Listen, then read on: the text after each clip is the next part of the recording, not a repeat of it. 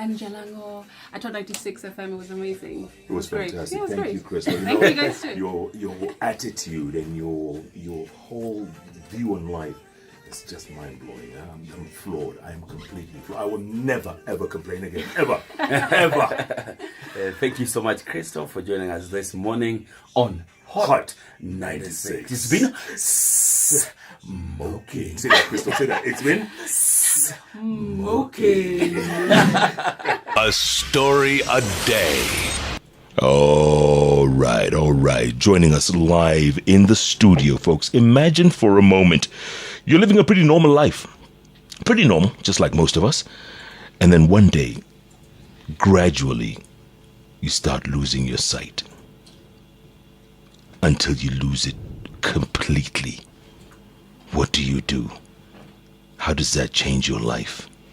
This is the story of Crystal Asige. You need to listen up, folks. Listen and listen carefully. Crystal, welcome to Hot 96. Good morning, boys. Good morning. How you doing? I'm doing very well, thank you. How are you? Wonderful. Tell us your story, Crystal, because it's just, when Jalass was telling us that you're coming on Thursday today, we said, my goodness, the whole country needs to hear your story. So go on. Tell us your story. Well, I have an eye condition that's called glaucoma. I've been suffering from it for a while now, for most of my life, but it only came into effect when I was around 14 years old. I am from Mombasa, that's where I live, and I grew up and I went to school. So when I was in school in Mombasa, in the classroom, I used to sit at the back of the classroom, but then at some point in class, I realized I can't really see the blackboard very well. So I had to start moving a little bit forward, year on year. And then at some point when I was around 15, maybe I just thought this is just too much, because all the stuff that I was doing at school, whether it was like basketball or poetry, music recitals or plays, whatever the case, I used to really struggle with my eyesight, seeing scripts and such. And so I started finding it way too strange. I mean, I would play basketball and someone would pass me the ball and I wouldn't see it in time.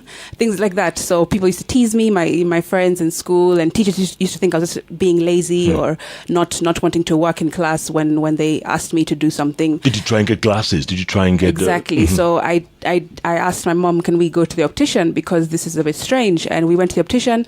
The optician, unfortunately, I remember him very well. He actually thought that I was faking it when I couldn't read the letters on the wall, and he was like, no, go on, read them. And I was like, I can't really see line 4 or 5. And he was just like, no, you can read. And he told my mom, can you please tell Crystal to stop joking around?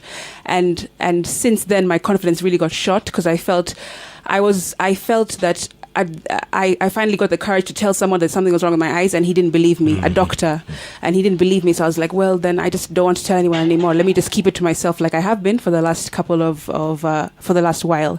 And after some time after that, I said, I don't want to go to doctors anymore. But finally, we went to Lighthouse for Christ in Mombasa, which is an actual eye hospital, whereby they gave me a couple of eye drops and they told me just use this for every day for the next month. They didn't really tell me what was wrong with me, unfortunately. They didn't tell me it was glaucoma, because I guess I was quite young. They probably thought I wouldn't really understand what was going on anyway. But then when I went to UK, I was in the UK for university, where I studied film and theatre, and there as well, struggling with my eyesight, trying to do film, trying to act, but at least there was more support out there, because they're more exposed to people with challenges in the UK. And then I decided to take myself to an optician there as well. He referred me to an eye hospital, and then after a couple of months of tests back and forth, they told me I've got glaucoma. They said, this doctor just sat me down and he said, Crystal, this is what you have. Basically, it has no cure. Glaucoma comes somewhere from your family line. That means that somebody in your heritage has it, which we don't know about till today. Don't know who it is. They also told me that because I'm black, it's going to be more aggressive in me because of the color of our eyes, more aggressive than like white or Asians. And then they just explained to me, basically, after a couple of years, your peripheral vision will get shot. And then after a few more years, it'll get a bit darker, a bit dimmer, very blurry, the eyesight. And then they said, finally, it'll be like tunnel vision and stuff like that. So they explained to me much more in detail in the UK. So at least I was a bit more prepared. But then I wasn't, because I started to spiral. Oh, my goodness. What a story. And you said no cure. No cure. Nothing can be done about glaucoma. No. Do people usually get it when they're older? Is that what it's associated with? Exactly, yes. People get it when they're older. Most of the time it's people who are elderly. And in fact, it's so funny because every time I used to go to the eye hospital, I was always the youngest person in the waiting area, and usually the only black person as well. So all the elderly ladies and men used to come and say, "What's wrong with you? What's wrong with you, dear?" And I'd be like, "Oh, I've got glaucoma just like you." And they're like, "Oh, what a shame. Oh, at least I'm 80, but you're only 20." Things like that. And so they used to feel really bad for me, but I was just like, it's okay. I'll be fine. So yeah, it usually does affect people who are much older, usually. But like, because I'm so young, they also told me that it'll take way more years to take its effect. So there's only ways to either stop or slow it down, but no ways to cure it. So it depends on when you catch it. That's what's really important. The sooner you catch it, the better your chances of like keeping the eyesight you already have at that time. So what do you have right now? So right now I'm about 80-90% blind. And actually, this fun fact: around 280 million people in the world are visually impaired in some way, but only 10%, of that 280 million actually see nothing at all. Right. So 90% of blind people or visually impaired people actually see something. Like when I walked in, I said, "Oh, I thought you'd be a bit taller," and you were like, and "You I can thought see?" you were kidding. Yeah. And I was like, "Yeah, I can see some. I could see a bit of shape and stuff, especially when there's light behind you. Right. I can see like your silhouette and stuff like that." So people don't really know that. But visually is it impaired blurry people, when you see me? Is it blurry? like right now, I can't see you at all. Can't see if you're wearing glasses or what color your clothes are, anything like that. Nothing. Can you see light above us? Can you see? Yes, I can see the tube lights at the top, and I can see this table because it's a little bit lighter in contrast to the machines on the decks and stuff. So, Right. yeah.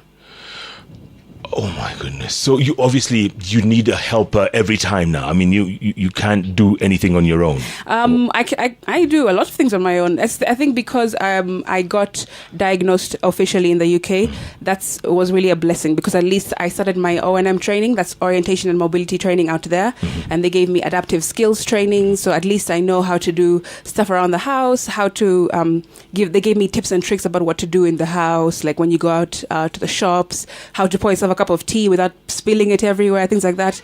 And then also I got myself a white cane.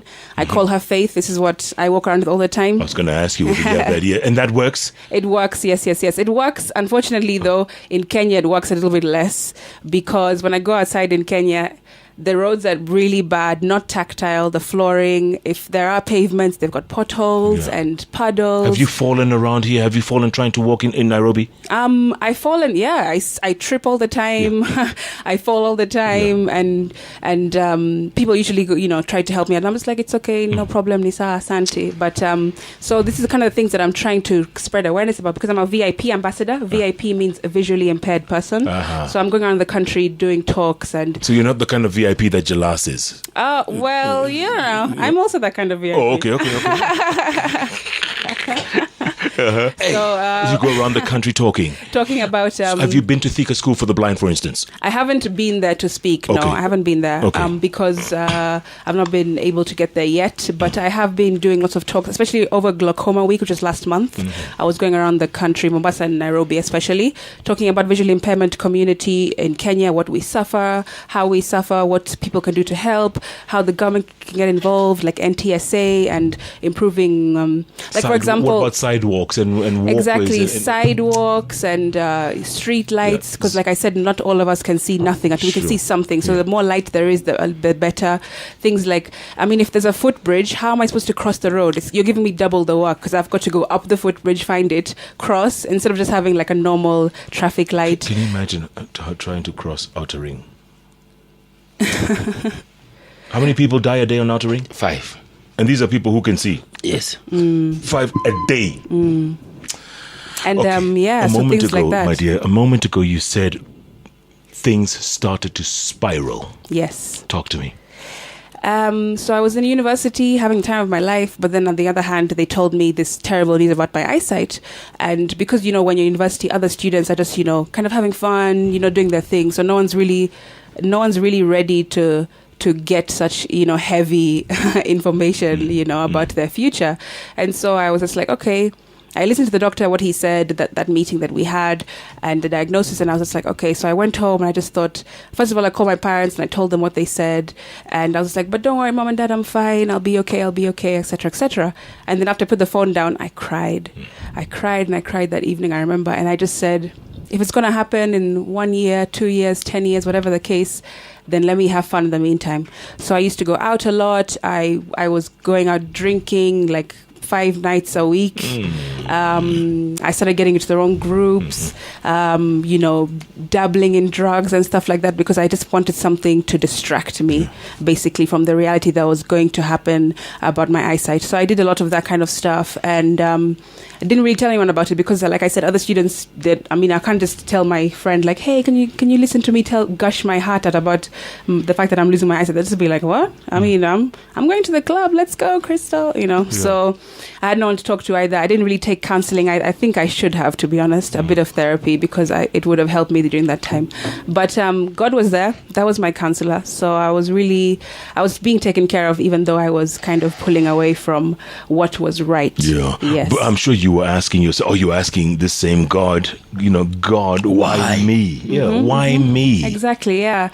It was exactly like that, because I was like, God, you've brought me all the way to the UK, you facilitated all these, blessed me with all this stuff, and I'm doing film and theatre, and I need my eyes for film and theatre. Do you know what I mean? I was like, oh, what have I done wrong, God? Could I have done it? Could I have take myself to the doctor earlier, maybe? And I was like, I'm sorry, please forgive me for anything that I've done, for whatever that my family might have done, or anything. I was always praying, always crying, always fighting with God. Then finally, in 2010, I finished my degree. And then I had to come back home because I had my first surgery as well in 2010, which went well because the pressures came down. They were in the 40s, my pressures. They should be in the 10. So I was triple, but they came down in the surgery, but then it compromised my vision, that first surgery. So I had to come home, and then I went through like a really long few months of depression. I had like suicidal thoughts, and I didn't want to see my friends. I was always in my room, my parents' house when I came back to Mombasa, and I just didn't want to see anyone. I was always crying, always sort of feeling bad for myself and such and such, and did a lot of like you were saying, talking to God, asking him why. And one evening I prayed and I said, you know what, God, fine, if this is what you're going to do, just do it. But if you're going to do it, we have to make a deal right now. You have to promise me that you're going to be there for me. That you're going to walk in front of me, that you're going to pick me up when I fall down, because I will. That stuff is going to happen. So you need to promise me that you're going to be there for me.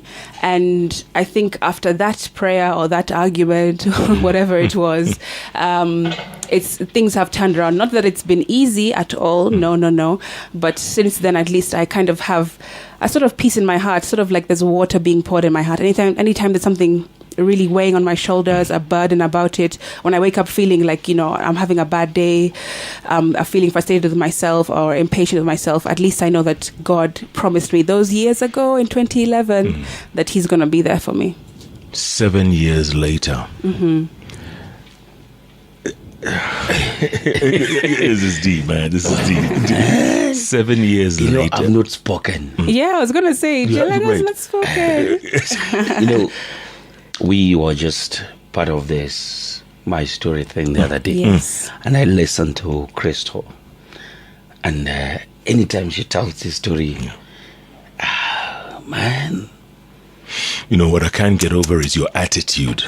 You're bubbly, joyful, almost a never say die attitude. I don't get this. This is very difficult. Man. How old are you, Crystal? I'm 29 on 13 August. Hey. Hey. Welcome to the third floor.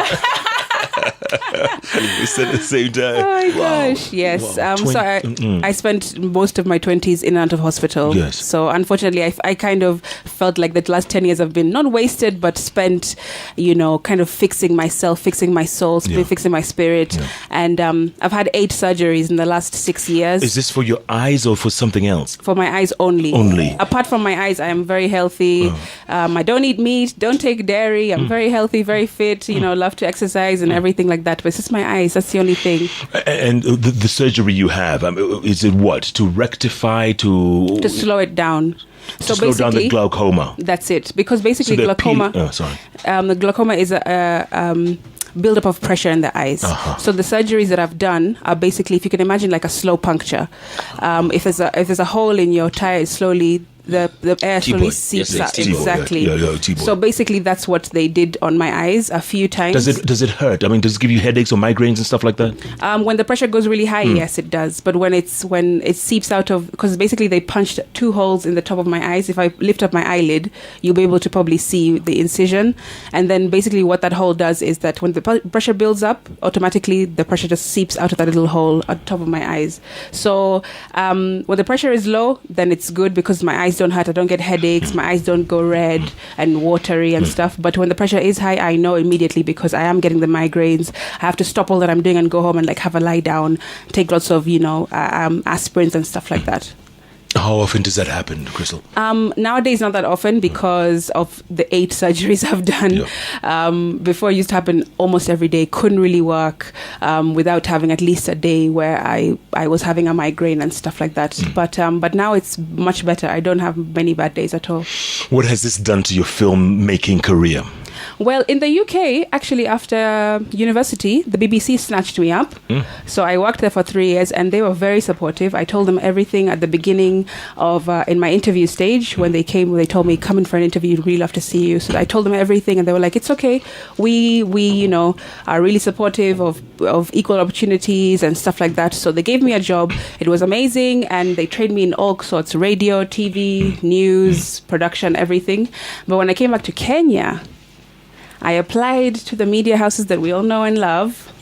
And unfortunately, they saw more of my limitations than I did myself. So it was funny because in interviews, I would have to defend my eyesight as if there was something wrong, like as if I was in the wrong for having visual impairment. Right. Because people look at me and say, "Oh, but can you really be a producer still? Are you sure?" I mean, because that, and I'm like, yes, all you have to do is get this equipment. I have to have voiceover recorder on the computer, da-da-da. And you can do all that. I can, You've done it at the Beeb. Exactly, at the Beeb.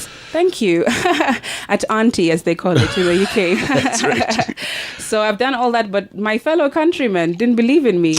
Foreigners believed in me more. So after about a year, that was 2013 when I came back, after a year of tarmacking, trying to convince people that I can actually do the work that I say that I can do, I decided I'm not going to go to another interview. I'm not going to look for employment anymore. I'm going to work for myself because clearly people don't believe in me. So I don't want to keep going to interviews and my confidence getting shot. People looking at me and telling me, "Oh, something is wrong with you. You're not good enough," basically. So I just said, I'm not going to get myself down because of these people.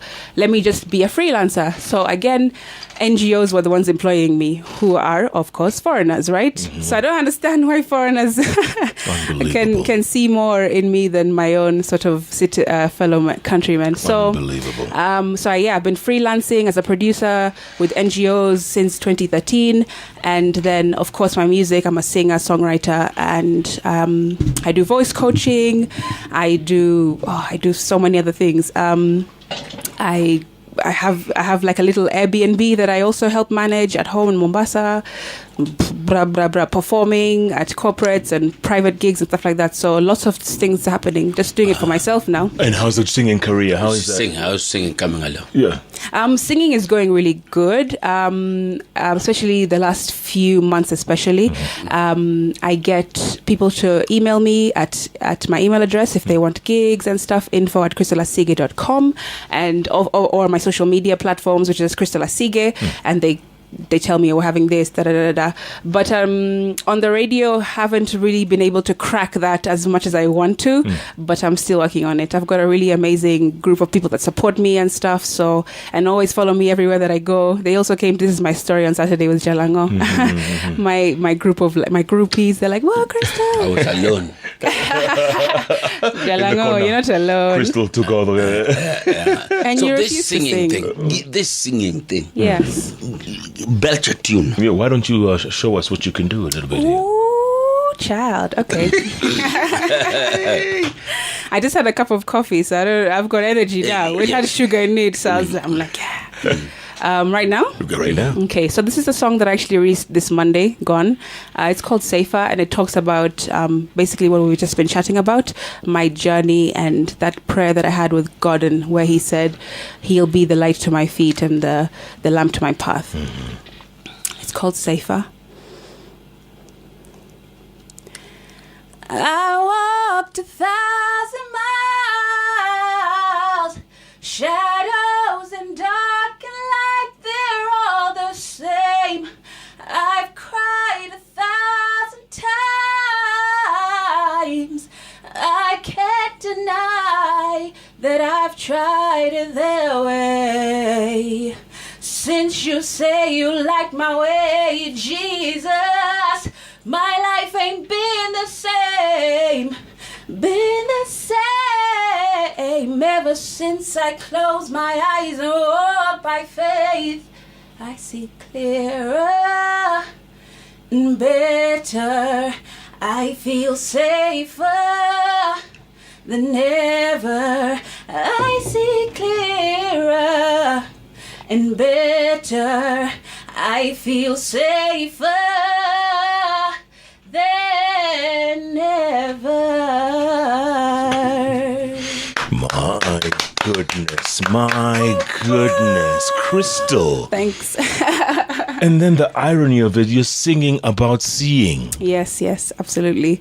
I love songwriting. I write all my songs as well, so I'm a songwriter as well. And You have a beautiful voice, by the way. thank you. Beautiful voice. I always say it's God's voice. I'm just borrowing it for this lifetime. Oh my. But yeah, I write my own songs, and I really emphasize on lyrics on songs, because I always feel like if I do my part and write a song true and not glossy and not kind of fake and talking about things that have nothing to do with me, if I'm true to the song and honest and vulnerable enough in the song, and somebody else listens to it and says, Crystal, wow, that's exactly how I feel. Like I couldn't have found the words to express myself the way you've just done on my behalf. If I can do that for one person, then there's not that much better. There's nothing that's better than that, basically. But if you had an option, if you had a choice, if you had a wish right now, what would it be? Is it the singing? Is it radio, TV? Is it all of the above? Hey, why can't I have it all? Sure. Yeah, God's given me all these talents, so I'm trying to explore them all, because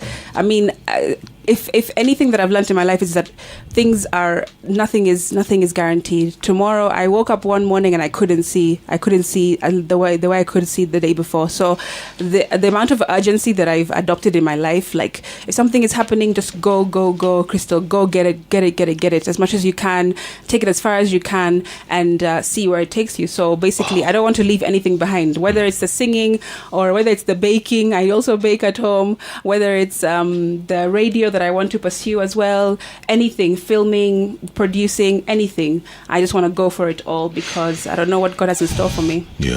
Wow. Well, I tell you, man, God is smiling at you right now. Don Sabwa, say, I'm kindly requesting to meet the lady. I have an eye foundation that I would love to work with her to advocate and create awareness on eye disorders. Wow, that's amazing. Find us at Odyssey Eye Care.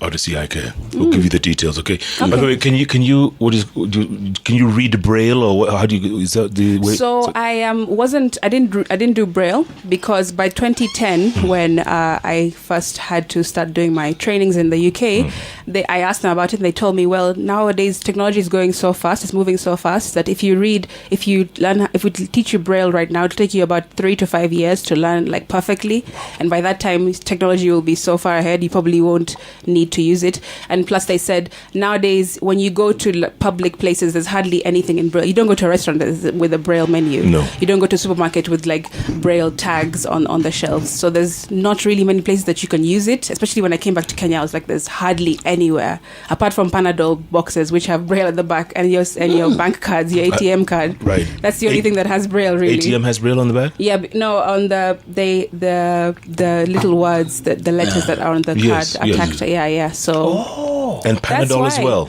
And the back of medicine boxes, they have Braille. I didn't know that. You didn't even know? Hey, look at that. A story a day, a lesson a day. No doubt. So you say you go to supermarkets? You go shopping? Oh yeah, I do everything. What do you mean? What do I mean? So you go with Angie here. What's that stick's name again? Faith. Faith, yeah, Angie, Faith. Yes. Okay, sorry. See, Angie. I can call her Faith Angie though. Faith. So you go with Faith Yes. into supermarket. Yes. You so, walk in. So basically, what I do, I live in Mombasa, so I usually have like my tuk-tuk guy or my boda guy. Mm-hmm. So, or I walk down the street with my stick, and there are some attachers who already know me Yeah. because of the area that I live. They're like, oh, Ingia. Okay. So I jump on one of these transports to get to wherever I'm going. I go to like the vegetable shop, and he knows me already. He already knows my family, so he already like helps me walk down like the different aisles and collect what I need, and then I pay for it on M-Pesa on my phone. I use Siri on my phone, which is super helpful. So she talks to me and like leads me through the phone. I pay by M-Pesa, and then again I jump on the boda or the tuk-tuk or whatever. Then I go back home and I cook. And you what? And I cook. You cook? I cook, yeah. I still go like water skiing. I still go to the beach. I love swimming. I'm a beach baby. I'm from Mombasa, so I still go swimming and jet skiing, and I still go dancing. I still like going dancing. Just basically everything that no people do. What? Yeah. This is incredible. This is incredible. Wow. The I tweet- travel as well. I love traveling. Yeah? The SGR has like saved lives out here, man. I'm telling you. Jalass and I still haven't taken the SGR. Oh, you need to, guys. Can you imagine? We still haven't been on the SGR. Like you just try, imagine. How is it? It's good, and they're very helpful. Actually, I was very surprised that when I walked in for the first time, they had trained staff who actually like, okay, can I hold you? Do you want me to hold your arm and stuff like that? So they were very much like trained on people with challenges and stuff like that. So I'm very impressed with them actually. The only thing is their phone number doesn't really work all the time. No. Sorry, SGR. No phone number works in Kenya. You know what? Even mine. It doesn't work. Even yours. But you know what? It's been so jam-packed the last, 6-8 months. Yeah. It's so difficult to get a ticket. You know that? Exactly. That's what I'm even trying to get a ticket back home, and everything is full. Like You everything. see, I don't know. I'm gonna have to walk home. I don't know. Oh, yeah. If only you could buy a jumbo jet ticket now for next month. It's only 2,200 one way. I hear you on the radio talking about it. Yes. Why can't you actually, why can't someone hire this young lady for radio? You have a great voice, you have Thank great you. articulation. Can I give you a little drop? Go on. Okay. Go on. Hold on. All right, go. If you'd like to listen to this song or other songs, please download the View Sasa app on Google or Apple stores, or you can text 40984. Did you know that? View Sasa presents. I just had SMS the that. word. View Sasa to 40984. That's the exact number. Yeah. Good Lord. I just had it when I was waiting in the waiting room for this show. So. What? That's incredible. Crystal, you are incredible. Do you have siblings? I do, yes. I have my two brothers and my sister, my sister is in the UK now. She's married out there. But everyone else lives at home in Mombasa. And then I have Right. sisters. But what number are you in this? I'm last. You're the baby. I'm the baby. And mommy is big support. Yes, she's even here. First lady. I call her the first lady. Smiling like, such a proud mom. Wait, I mean, did you try and ask them to explain, why me when this thing happened to you? Mom, let's talk to mom. Come on, Mom. Hi, everybody. Hi, welcome to Hot 96. Thank you. So when Crystal first came with this, I think she was 14, she was telling us, when she had trouble seeing, and nobody would believe her. Yeah, she did. And she came and complained to me. And I had to go to school and talk to the teachers and tell them that, please, let Crystal be a bit near the board because she can't see. And I'm supposed to be taking her to the hospital for another checkup. And then eventually, when she was diagnosed with glaucoma, I mean, did you understand what even that meant? Because for me, glaucoma, like Crystal said, is for people who are 80 and above. I had no idea. In fact, she asked me, who in the family has suffered from this? I said, no idea at all. And then one time I was told her great-grandfather had a problem with the eyesight. But we don't even, up to now, we don't even know if it was glaucoma or not. Yeah, it could have been anything. I always sit and I always think about my mom and my dad, and I'm like, I can't imagine parents who are looking at their child who isn't at 100%, and how it breaks their heart and stuff. And my parents are always wondering if I'm okay, especially when I go to Nairobi and I do these kinds of things for long periods of time. They're like, what is she doing? Is she safe? She's always on the phone. Are you okay? When are you coming back? And I'm like, I'm okay, guys, don't worry. And of course, when she takes the matatu or the tuk-tuk or the boda, I mean, you must worry all the time. Yeah, I keep worrying. Then she says, Mom, why do you always worry? I'm a big girl now. So she really gets annoyed with me. She normally travels on the SGR by herself. Wow. In fact, we were supposed to come flying together, as but well. then she came by air herself. Right. She's been to Rwanda on her own a couple of times. She's been to the UK on her own a couple of times. UK? Yeah. Yeah, I How travel she a lot. I have no eyes and I idea. can't go to the UK alone. And you can see clearly. I can see clearly that we are in Heathrow, but immediately I land. Hey! Yawa. So, yawa. So I'm the guy to ask the other questions. So your boyfriend, how did you explain all this to him? Which one? Oh, You have to specify. You know, we're national radio. I don't want to get it wrong. he is supportive enough. Do you have a boyfriend? Mommy's here. Mommy's here, yeah. No, it's like you guys mnanimulika. No. I will say that many boys have come, they've seen, but are yet to conquer. Oh. Okay. That's it. They've come, they have seen. You see, she's referring to sight again. Are you listening? Everything is about sight. I love to laugh. I love to laugh at myself because I think if I feel sorry for myself, that means that people around me will not be comfortable It's around your me. attitude, Crystal. It's your attitude. You have the most brilliant Elvis attitude. Narudi says, seriously, Jeff, you have never taken the SGRs? My goodness. I loved the bar there. Crystal Asige, that Viusasa drop nailed it. That was dope. Masai Jr., the story of Crystal is incredible. We wish you nothing but the best, Crystal. Wow. Ooh, Shifter Charliso. Shifter Charlie. So you are an inspiration, Crystal. So joyful and humble. That comes through even on radio, my dear. I am, wow. August kids, we are blessed. Third floor, here we come. Yes, it all starts at 30, apparently.